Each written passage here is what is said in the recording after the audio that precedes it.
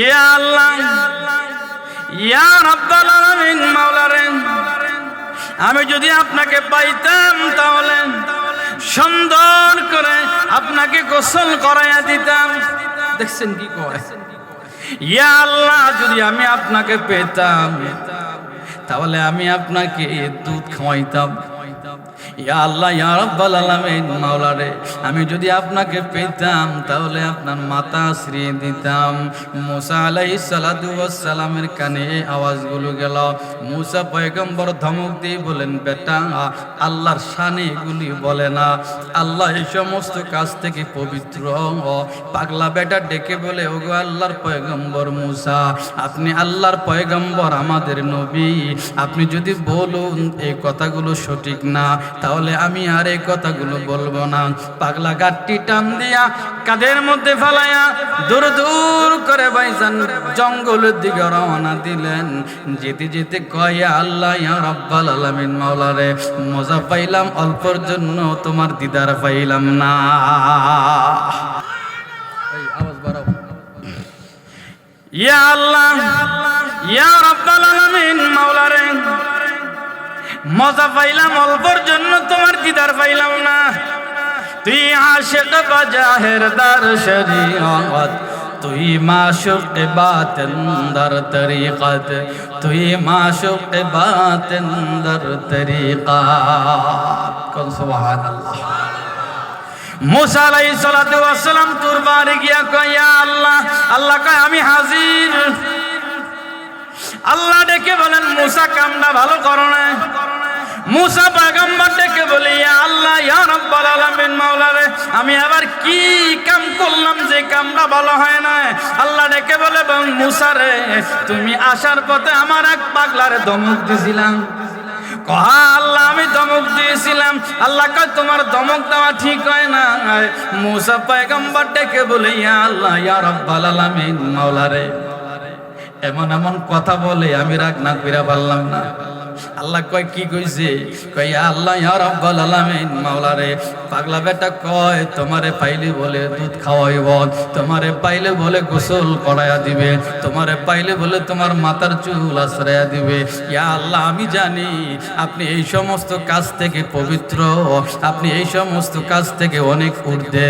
ইয়া আল্লাহ, আমি সেরে খাওয়ার কারণে ধমক দিয়েছিলাম, আমি বরদাস্ত করতে পারি নাই। আল্লাহ বলে, ও মুসা, তুমি আমার বন্দার জবান দেখছো আর আমি আমার বন্দার কলব দেখছি।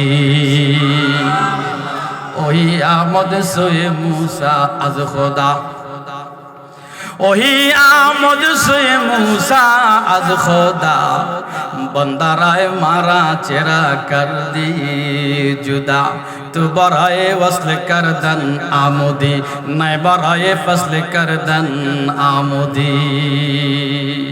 दिल हो आईना तेरे दीदार का, दिल हो आईना तेरे दीदार का, सिर झुका के देख लो तेरे जमाल, सिर झुका के देख लो तेरे जमाल। ও আমার কথা, আমার সংক্ষেপ। আল্লাহ বলে, আমি বান্দার চেহারা সুরত দেখি না, বাড়ি গাড়ি দেখি না, বান্দার পদমর্যাদা দেখি না, আমি বান্দার কলব দেখি। ইন্নাল্লাহ লা ইয়ানজুরু ইলা সুওয়ারিকুম ওয়া আমওয়ালিকুম ওয়ালাকিন ইয়ানজুরু ইলা কুলুবিকুম ওয়া আমালিকুম। আমি বান্দার কলব দেখি। বান্দার কলব দিয়া কি বলে, সিজদার মধ্যে গিয়া কি বলে, রুকুর মধ্যে গিয়া কি বলে, নামাজের মধ্যে দাঁড়ায় আমার সঙ্গে প্রেম আলাপের মধ্যে কি বলে। ও আমার ভাইরা, ও আমার বাবাজিরা, আল্লাহ ডেকে বলেন, নবীজি আপনি বলে দেন, ইল্লা মান তাবা ওয়া আমানা ওয়া আমিলা আমালান সালিহা فَأُولَئِكَ يُبَدِّلُ اللَّهُ سَيِّئَاتِهِمْ حَسَنَاتٍ وَكَانَ اللَّهُ غَفُورًا رَحِيمًا। يا رسول الله، يا حبيب الله, হুজুর মেয়ে লোকটিকে ডাকেন। নবীজি মেয়ে লোককে ডেকে আনলেন। মা গো, তুমি কি আবু হুরায়রার বাড়িতে গিয়েছিলাম? হ হুজুর, গিয়েছিলাম। মাগো তুমি কি জানো তোমার জবানের সামান্য ছোট্ট ছোট্ট কথাগুলো আমার আল্লাহর আরশ কাঁপিয়ে তুলেছে সুবহানাল্লাহ।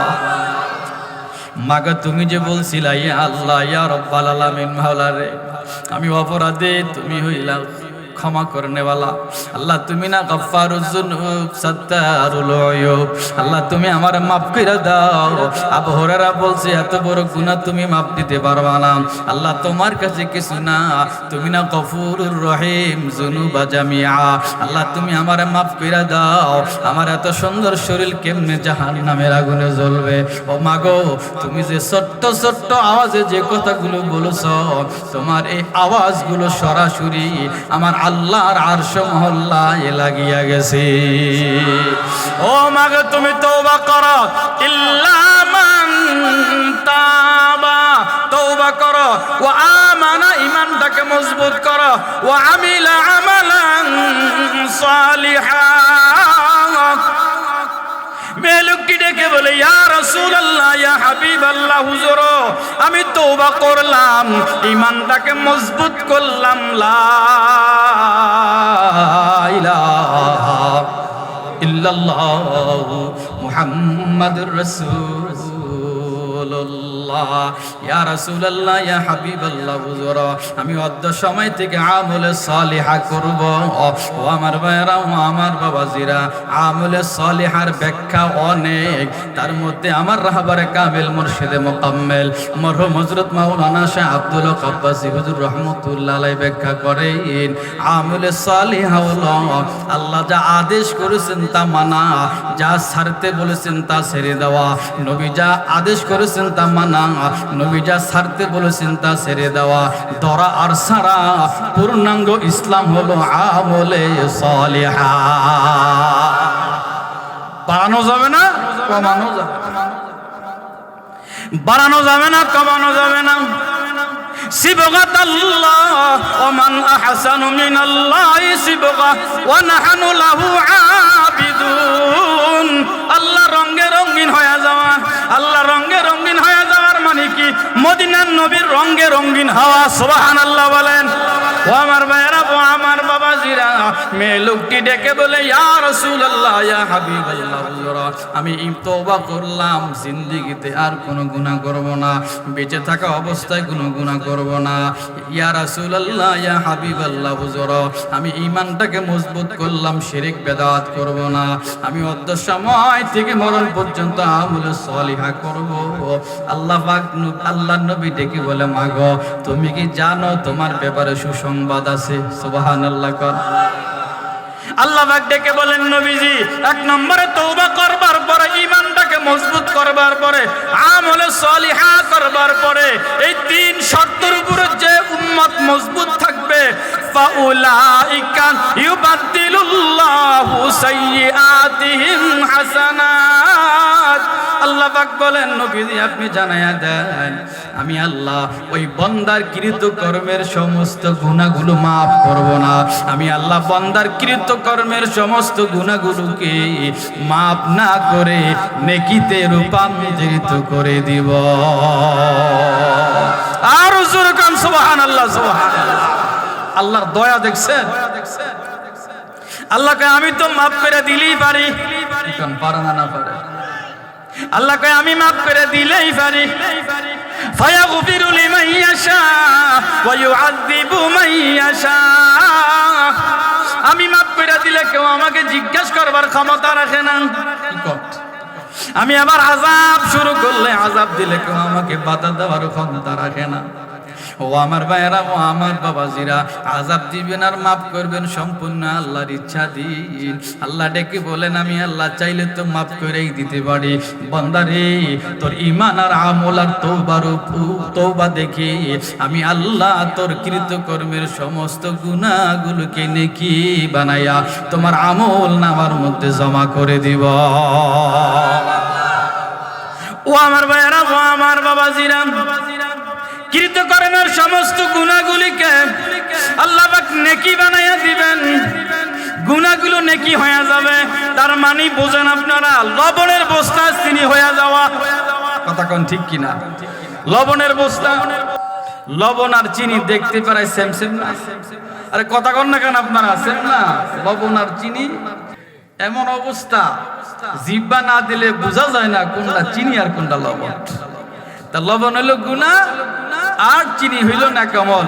ফাউলাইকা ইউবাদদিলুল্লাহু সাইয়্যাতিহিম হাসানাত। আল্লাহ পাক বলেন কৃতকর্মের সমস্ত গুনাহগুলিকে আমি আল্লাহ নেকি বানাইয়া তার আমলনামায় ভাঁজ করে দেব। আবু হুরায়রা বলে ইয়া রাসূলুল্লাহ ইয়া হাবিবাল্লাহ, হুজুর বুঝলাম আল্লাহ তারে মাফ করে দিব, দেখ আমার আপত্তি নাই। আসমান থেকে জমিন, জমিন থেকে আসমান বরাবর গুনাহ আল্লাহ মাফ করে দিবেন, দেখ তার বান্দার সে মাফ করবে, আমার কোনো কথা নাই। কিন্তু ইয়া রাসূলুল্লাহ ইয়া হাবিবাল্লাহ, হুজুর আমি একটা জিনিস তো বুঝলাম না, আল্লাহ গুনাহগুলিকে নেকি বানায়া দিব এটা আমার বুঝে ধরলো না। তাফসীরে মাযহারির মধ্যে কষ্ট হইতেছে আপনাদের, আল্লামা কাজী সানাউল্লাহ ফানিবতী রাহমাতুল্লাহ আলাইহি ঘটনা বর্ণনা করেন। এক বান্দা দীর্ঘ সময় পার হবে, দীর্ঘ রাস্তা পাড়ি দিবে, সাওয়ারি উটের উপরে পানি আর খেজুর নিয়া দীর্ঘ লম্বা পথ সফরে যাবে। যেতে যেতে যেতে যেতে একটা মরুভূমি জায়গার মধ্যে গেল। মরুভূমি জায়গার মধ্যে গিয়া ক্লান্ত হয়ে গেছে, তাই একটু ঘুমাবে এমন একটা ভান করলেন। জায়নামাজটা বিছায়া ঘোড়া উট দাঁড়ায় আছে, সূর্যের আলো এপিস থেকে উটের উপরে পড়বার কারণে উটের ছায়া জমিনে পড়তেছে, ছায়ার মধ্যে জায়নামাজ বিছায়া আল্লাহর বান্দা ঘুমায়া গেছে। ঘুম থেকে উঠে দেখে উট আর উটের জায়গায় নাই। হায় হায় মুসিবত, ডানো যাওয়া যায় না, বামও যাওয়া যায় না, সামনে হাজার হাজার মাইল, পিছনে হাজার হাজার মাইল অতিক্রম করে আসছে। ফিস ব্যাগ দিলেও মুসিবত, সামনেও যাওয়া যাবে না। সূর্যের তাপ বালু কমায় জায়গা গরম হয়ে গেছে। লোকটা আমি জিজ্ঞেস করি ভাইজান সওয়ারিও হারায়া গেছে, এই লোকটা বিপদে না মহা বিপদে? জোরে কর না, মহা বিপদে। সামনে হাজার হাজার মাইল, পিছনে হাজার হাজার মাইল রেখে আসছে, ডানো যাওয়া যায় না, বামও যাওয়া যায় না, সাওয়ারি হারায়া গেছে। সাওয়ারির উপরে খাবার ছিল, দাবার ছিল, পানি ছিল ভাইজান, সেগুলিও নাই। লোকটা নিশ্চিত হয়ে গেল আমার ইন্তেকাল এখানে হয়ে যাবে, আমার মৃত্যু এখানে হয়ে যাবে, আমি এখন করবোটা কি? হায় হায় হায় হায় পেরেশান হয়ে গেলেন ভাইজান। দিক বেদিক ছুটাছুটি করতেছে, উট পাওয়া যায় না। লোকটা শেষ পর্যন্ত অস্থির হইয়া ক্লান্ত হইয়া আবার যায় নামাজটা বিছাইয়া আগের মতো ঘুম দিল। আগের মতো কিছুক্ষণ ঘুমাবার পরে ঘুম থেকে জাগ্রত হয়ে দেখে যে জায়গার মধ্যে উট বাঁধা ছিল বহাল, তবে উট হাজির দেখা যায়। এবার বলেন তো লোকটা খুশি না মহা খুশি? এবার লোকটা আল্লাহ পাকের দরবারে মুনাজাত দিছে। মুনাজাত দিয়া কইয়া আল্লাহ ইয়া রাব্বাল আলামিন, মাওলা রে, আমি হইলাম তোমার মাওলা, তুমি আমার গোলাম। কি কইছে? আনতা গোলামি ওয়া আনা মাওলায়া। আল্লাহ আমি হইলাম তোমার মাওলা, তুমি হইলা আমার গোলাম। আমি তোমার আল্লাহ, তুমি আমার বান্দা। ও আমার ভাইয়েরা, ও আমার বাবাজিরা, তাফসীরে মাযহারির মধ্যে আল্লামা কাজী সানাউল্লাহ ফানিবতী রাহমাতুল্লাহ আলাইহি বলেন, এখানে বান্দার শিরক হয় না, বান্দা আল্লাহর কাছে মুনাজাত করতে গিয়া অতি আনন্দে উট হারায়া গেছে। হারানো উট ফিরিয়া যাওয়ার পরে অতি আনন্দে ভুলবশত বলিয়া ফেলাইছে, ইয়া আল্লাহ তুমি আমার গোলাম, আমি তোমার আল্লাহ, তুমি আমার বান্দা, আমি তোমার আল্লাহ। ও আমার ভাইয়েরা, ও আমার বাবাজিরা, আবু হুরায়রা শোনো, উট হারায়া গেছেন। উটওয়ালা উট পাওয়ার পরে অতি উৎসাহিত হইয়া অতি আনন্দের সাথে আল্লাহকে গোলাম বলিয়া ডাক দিছে।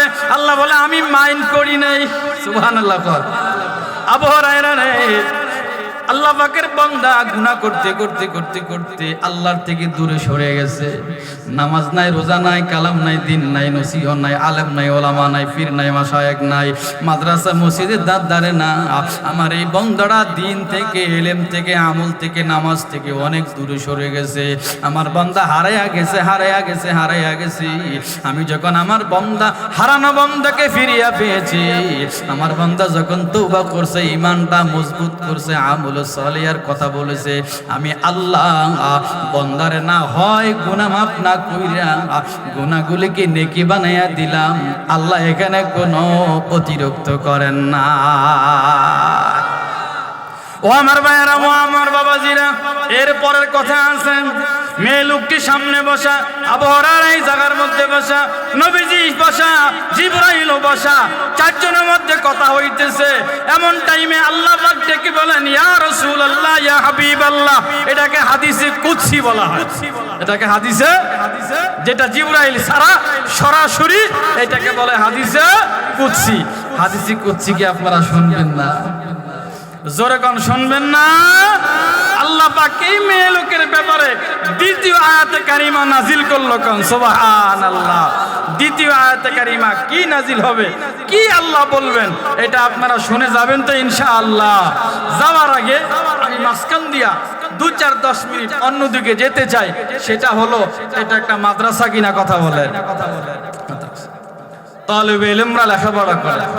ও মিয়া, আমরা তো বলি কয় মাদ্রাসা দিলে হুজুরেরা না খায়া থাকে, না খায়া মরে।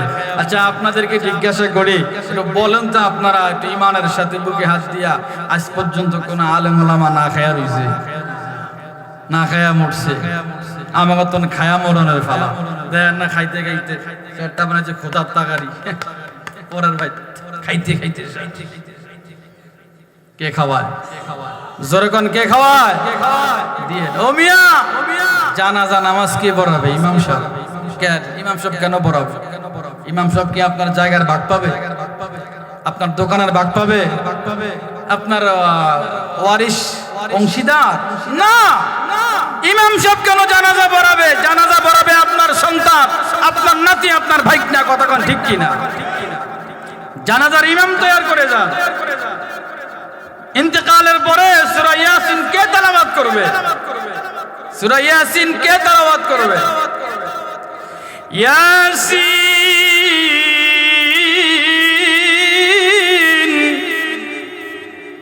ওয়াল কুরআনিল হাকীম।